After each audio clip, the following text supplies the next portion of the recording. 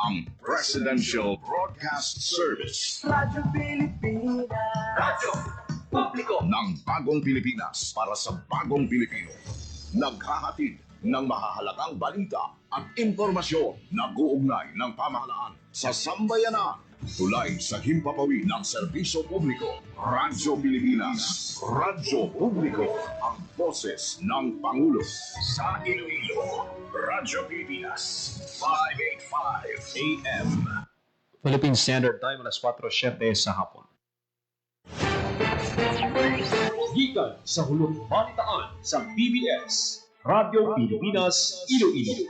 Gintipon sa bukos na pwersa sa News and Public Affairs Division. Mga pagsaysay sa mga hitabo o aksyon, mga pananawan, kag desisyon, mga hibubunon sa napituhan na sektor, mga dalagpong nga balita, dili sa Iloilo. Ang mga bahin sa Kabisayan nagkatungdan, mga balita nga natipon sa sulod sa naligan ng 24 oras.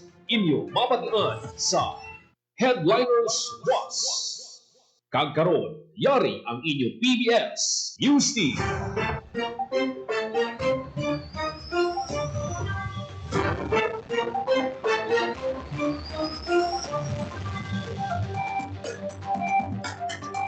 Mayong hapon, ini ang Headliners Was, Lunes, Disyembre 15, tuwing 2025.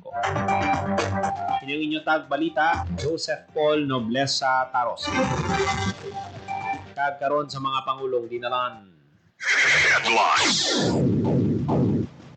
Puro kalusugan sa DOH in launch sa munisipalidad sa Santa Barbara, Iloilo. Headlines. Balay patubas nga nagatanyag sa mga produktong inaobra sa mga partisipante sa Sustainable Livelihood Program sa Western Visayas, ginbuksan na. Headlines. Una nga pagbisita sa komunidad sa bagong Mobile Source Labs sa DA Western Visayas nagmadinalagon. Headlines. Vow cases sa riyon nagnubo sa kapin 19%. Headlines.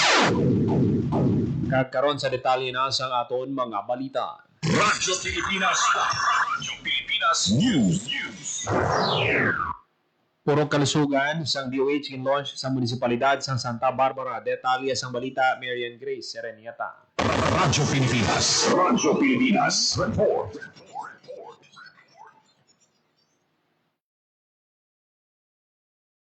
Sa munisipalidad sa Santa Barbara, Iloilo ang puro kalusugan program sa Department of Health. Kadungan sa launching ang pag-roll out sa 3 ka dynamico kag community-centered nga mga inisyatibo nga nagapauswag sa ginpromesa sa munisipyo sa isa ka proaktibo, accessible kag preventive healthcare sa tanan. Sa barangay Magansina, mas sobra 200 ka individual ang naka-avail sa health services kapareho sa visual inspection with acetic acid screening, breast self-examination education, dental assessments, fluoride treatment for children, kag nakabatos sa maternal supplements. Naghiwat mga sa puro kalusugan motoskwela symposium sa Payao National High School, kaupod ang Motorcycle Philippines Federation, kag DOH HRH personnel. Lakip sa gimpatpat ang responsible driving, proper safety gear, situational awareness, kag mental readiness. Samtang isa naman ka puro kalusugan first aid workshop ang ginhiwat sa Barangay Tuburan nga ginpangunahan sa EMT professionals gikan sa United Kabalikat Civicum Association kag Santa Barbara MDRRMO. Lakip sa ginhatag nga workshop sa mga partisipante ang bandaging techniques, proper handling sang injured nga tawo kag basic life support. Ang puro kalusugan isa ka bago nga primary care program sa ahensya nga nagadala sa healthcare services palapit sa mga komunidad o kunpuro. Para sa Bagong Pilipinas, Juan Grace Aranyata, Radyo Pilipinas, Radyo Publiko. Radyo Pilipinas. Radyo Pilipinas News. Balay patubas nga nagatanyag sa mga produkto inaobra sa mga partisipante sa Sustainable Livelihood Program sa Western Visayas, ginbuksan na. Detalye sa balita, Marian Grace Sereniata. Radyo Pilipinas. Radyo Pilipinas. Report.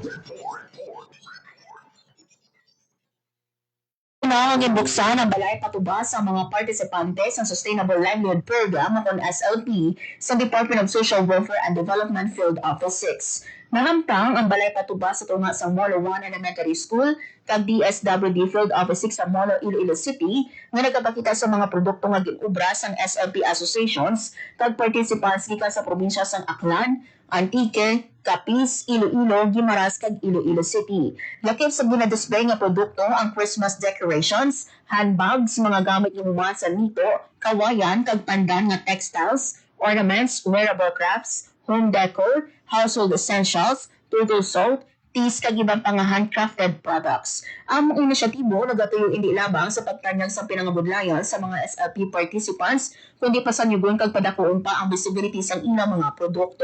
Samtang ginlaunch mo ng SLP product catalog na isa ka online platform kung sa diin sarang makitaan sa publiko ang ibang mga perishable goods nga wala nakadisplay sa showroom.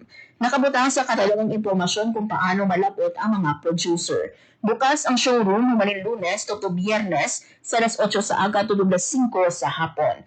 Para sa Bagong Pilipinas, may Grace Aranyata, Radyo Pilipinas, Radyo Publiko. Radyo Pilipinas. Radyo Pilipinas News. Bisita sa komunidad sa bagong Mobile Source Labs hindi Western Visayas nagmandinalagon. Detalye sa balita, JP Hervas. Radyo Pilipinas. Radyo Pilipinas. Report. Magmadinalagon ang unang pagbisita sa komunidad sa bagong Mobile Source Laboratory sa Department of Agriculture Western Visayas o DAWV.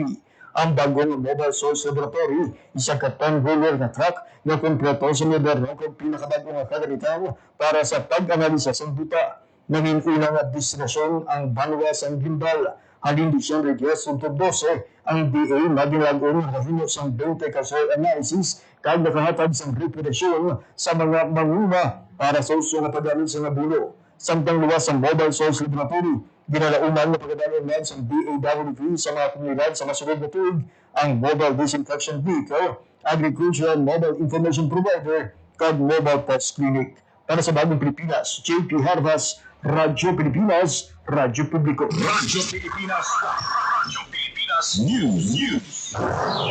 Tutukan sa Philippine Rural Development Project Scale Up ang paghatag sa ihibalo na hanungod sa Citizens Monitoring Tool sa mga partner kag benepisyaryo sa Farm to Market Roads sa hinubaan kag himamaylan sa Negros Occidental. Ginapakigbangin sa mga partner kag beneficiary ang PRDP tools nga makabulig sa pagpabilin sa transparency kag accountability sa mga proyektong inapunduhan sa idalom sang proyekto. Radyo Pilipinas. Radyo Pilipinas News. Tubo sang 18.9% ang violence against women cases sa Western Visayas sandig sa pinakauling nga datos sang Regional Women and Children Protection Desk sang PRO6. Sa datos sang RWCPD umalin sa Enero to Nobyembre 2025, 1,497 ka insidente ang na-record mas manubuko ni kumpara sa 1,846 nga na-record sang Enero to Nobyembre 2024. So, Police Captain Johnny Canindo, Chief sang RWCPD, ang pagnubo sang VAW cases gina-attribute sa masanggan ni information drive, community engagement, kag school-based advocacy. Dakuman nga bulig ang koordinasyon sang RWCPD sa mga government agencies nga nakipat sa DSWD, DOJ, AFP, BGMP, kag DFP, pati na ang mga non-government organization. Radyo Pilipinas. Radyo Pilipinas News. Ito ka YFC Regional Winners gimpadyaan sa DA Western Visayas. Detalye sa balita, JP Hervas. Radyo Pilipinas. Radyo Pilipinas. Report. Pangaginatagan sa padya sa Department of Agriculture Western Visayas kung DAWV ang top 7 agribusiness model canvas kung DMC sa rehiyon sa nagapadayon ng Young Farmers Challenge kung YFC. Ibigan nakipan sa Ferncrest Dairy Farms sa Guimaras, Abacadabra kag Audi Blue Claw and Feather Farms ang Clan na nagpangibabaw sa production category sa kompetisyon. Nangibabaw sa food processing category ang Banana Kingdom sa Iloilo kag Sirit Kuriit sang Antique, samtang ang K&L Ecofeed sa Negros Occidental ang nangibabaw sa non-food processing category. Nagdaog naman ang Agri-BMV sa Guimaras sa Digital Agriculture. Ang mga regional awardees nagbaton sa budang na 150,000 pesos na ilagamiton para basanidin ang iladindusok ng mga negosyo. Ang 7 ka agri-negosyo ang nagaserve naman na tiglawas sa Western Visayas sa nagailapit na Season 5 sa YFC National Level Competition. Ang YFC isa sa mga dalawang na programa sa gobyerno para sa mga pamatanon. Handong na daingganyo sila na ma-explore sa madaming oportunidad sa agri-negosyo at pagpanguba.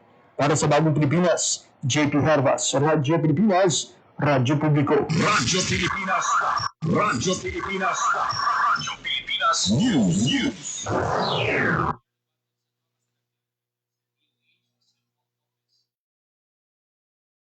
DOH-NIR nagbaton sa duwa ka salakyan gikan sa DOH Central Office. Detalye ang balita, Marian Grace Sereniata. Radyo Pilipinas. Report. Ito sa duwa ka salakyan ng Department of Health Negros Island Region Center for Health Development o DOH-NIR-CHD gikan sa DOH Central Office pinagi sa Supply Chain Management Service. Diyan pangunahan ang pag-turnover sa mga salakyan ni Undersecretary of Health Attorney Randy B. Escolango. Mismo sa DOH-NIR-CHD Regional Director Dr. Razel Nicahao, Assistant Regional Director Adrian Hort Ramos, kag mga miyembro sa Executive Committee ang nagbatong sa mga salakyan.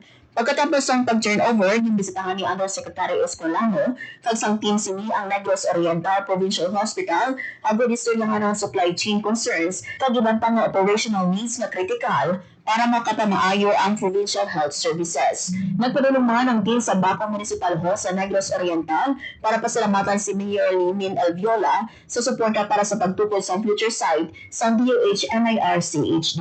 Para sa Bagong Pilipinas, Marian Grace Sereniata, Radyo Pilipinas, Radyo Publiko. Radyo Pilipinas News. Tunggan sang Iloilo City Government sa pagpanguna ni Iloilo City Mayor Raisa Treñas ang mga nanging top notchers na taga West Visayas State University College of Nursing sa natapos ng November 2025 PNLE sa din 36 nakasulod sa top 10 kalakip sa 36 top notchers amo sanday rank 1 Johanna Marie Gerardo Acevedo, George Wilson Tan Escordial, rank 4 sanday Ashley G. Braza Abangan, Tisha Bel Panes Pasyente, Yilin Balbon Wang, rank 5 sanday Joanette Menosa Dalipe, Bianca Bel Galindez Grumetes, Charmaine Grace Agopalo Navarro, Bianca Marie Paro Rico, Maria Estela Tugabang Salomes, Alea Nicole Maguate Tayo, rank 6 sanday Patricia Aubrey Declaro de Justo, Cristel Ann Nicole Fred Baldos de la Cruz, Aurela Dado Elgario, Iris Abigail Oxin Serantes.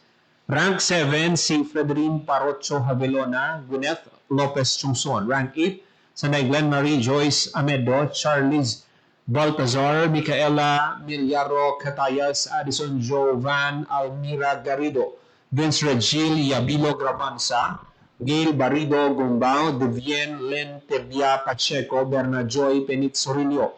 Rank 9 sanday Althea Malones de la Cruz, Kale Fanmuga Espeleta na Fritz Floyd Pastrana Matukan, Angelic May Alcobilla Medina, Francesca Lian Pigao Rivera, Ella Luevi Opus Sugataon, Margie Tabia Tanato. Rank 10 sanday Hyle David Deloria Daduya, Shem Belonio Panganiban, Anton Miguel Dome Perucho kag Angel Lu Senyal Rala. Radyo Pilipinas News. Bacolod City Congressman Albi Benitez kin pasalamatan si PBBM sa pagsuporta sa ila programa o plan kontra baha. Detalye sa balita, Janelle Baclay. Radyo Pilipinas. Report. Radyo Pilipinas.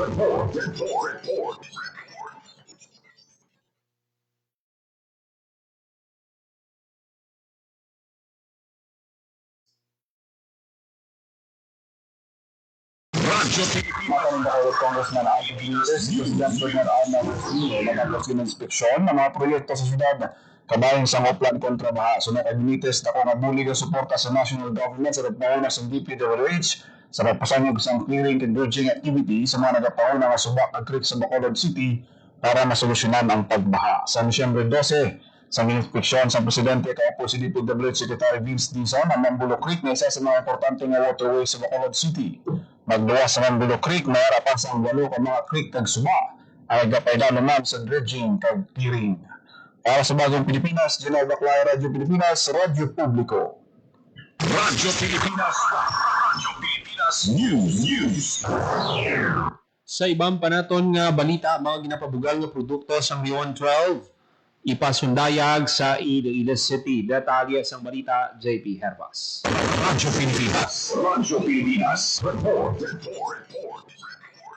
Dayag sa Iloilo City sa Department of Trade and Industry kung details of Sargent ang mga ginapabugal nga produkto sa ilaryon. Ini sa iwaton nga Treasures of Region 12 at Christmas Trade Expo in Western Visayas nga buksan sa SM City Iloilo sa Disyembre 17 kag magalawig tudtod Disyembre 21. Lagim sa mahimo nga bakal ang kape, tsokolate, tinalak, artisanal crafts kag ibang pa nga di kalidad nga produkto sang South Cotabato, Sultan Kudarat, Sarangani kag General Santos City. Magwas diri na uman man sa aktibidad ang cultural performances, live demonstrations kag packet events nga magapakilala sa mga pananabion sa rehiyon.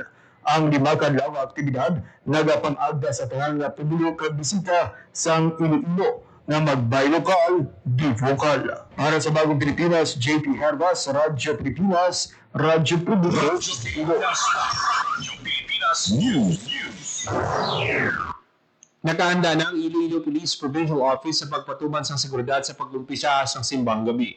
Sunod kay IPPO spokesperson Police Lieutenant Colonel Rolando Aranio, magapahamtang sang police assistance there sa mga strategic na lugar, labi na sa madalagong simbahan agad madasing marespondihan na naman ng insidente.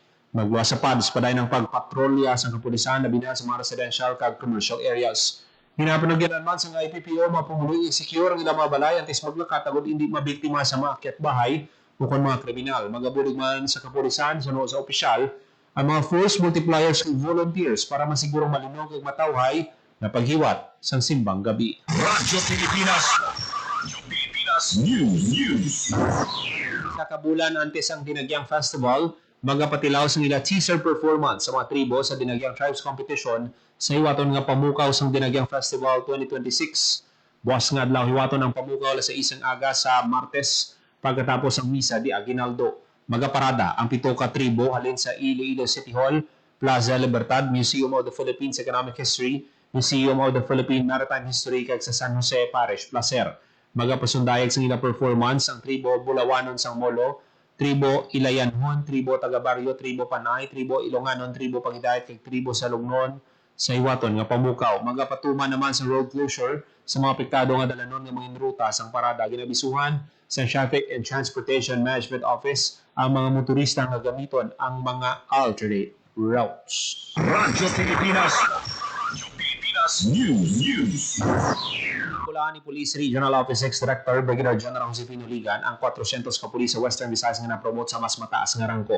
Sa giniwat na simultaneous oath-taking, donning, and pinning of ranks, ginpag sa opisyal ng ila bago nga rangko hindi lang simbolo kundi isa ka calling nga magatag inspirasyon ang magserbe nga maayong ehemplo sa komunidad. Ang mga na-promote ginabugusan sa mga personnel sa PRO6, yung National Support Unit sa PNP. Ang promotion isa ka significant milestone sa karera sa mga pulis nga nagasimbolo sa ilang kapisan kag commitment sa trabaho. Radyo Pilipinas News. Promote sa rangko nga Police Lieutenant Colonel si Iloilo Police Provincial Office spokesperson Rolando Aranio. Kabahin si Aranio sa ginatos ka pulis nga gin-promote sa Western Visayas sa giniwat nga simultaneous oath-taking, donning, and pinning of ranks sa Police Regional Office 6 Headquarters. Suno kay Aranio nagapasalamat kitsa sa promotion nga ginakabig panibagong responsibilidad agud alagaran ang mga pumuloy sa probinsya sang Iloilo. Sa pagtaas ng iyang rangko gipasalamatan ni man ang mga opisyal nga nagatag sa iya sang oportunidad agud mapakita niya kasarang sa nagkalain nga mga responsibilidad bilang isa ka pulis. Ang promotion ginahalat sa opisyal sa Ginoo kag sa iya pamilya. Radyo Pilipinas News. Waton ang soft opening sa bago kag moderno nga Lapas Market buwas nga adlaw Disyembre 16. Ang redeveloped nga merkado may kapasidad nga maka-accommodate sa masobra 300 vendors kag masobra 400 naman ka bag-o nga kiosk. Magluwas sa matahom sini nga architectural design, miyara man ini sang parking space, matawhay nga loading kag unloading base kag may rainwater harvesting system. Hiwaton ang opisyal nga seremonya buwas nga adlaw sa sa aga sa pagpanguna sa opisyales sa city government kag mga market vendors. Ginalauman man nga mangin masulhay ang lakat sang trapiko sa bahin sang Lapas bungod sa pagbukas sang Lapas Public Market. Radyo Pilipinas News. Number sa Police Regional Office 6 sa masobra 100 milyones pesos nga balor sang patrol vehicles, motorsiklo, armas ug information and communications technology equipments sa mga police officers sa Western Visayas. Ang distribusyon ginpanguna ni PRO6 Director Brigadier General Josefino Ligan. 41 units sa 4x4 personal carrier Toyota Hilux, 150 units ang M10 rifle, 15 ka motorsiklo, 118 units ang desktop computer kag 9 ka laptop ang ginhatag sa mga police officers sa pag-turnover sang equipment, makabulig ini sa kapulisan nga pabaskugon pa ang ila operational efficiency, mobility, tactical capability kag administrative efficiency. Ang nasambit nga kagamitan ang nagikan sa Philippine National Police National Headquarters. Sa nabaton nga kagamitan, ginpanagyanan niligan ang kapulisan nga amligan ang mga nabaton nga equipment. Radyo Pilipinas. Radyo Pilipinas News. Pilipinas alas 4:27 sa hapon.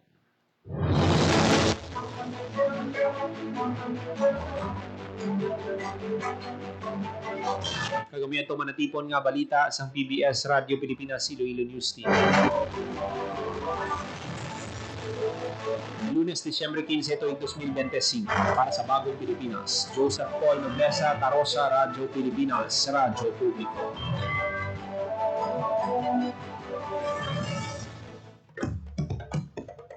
Ito ang Presidential Broadcast Service Radyo Pilipinas. Radyo Publiko ng Bagong Pilipinas para sa Bagong Pilipino. Naghahatid ng mahahalagang balita at impormasyon na guugnay ng pamahalaan sa sambayanan. Tulay sa himpapawid ng serbisyo publiko. Radyo Pilipinas. Radyo Publiko. Ang boses ng Pangulo sa Iloilo. Radyo Pilipinas. 585 AM.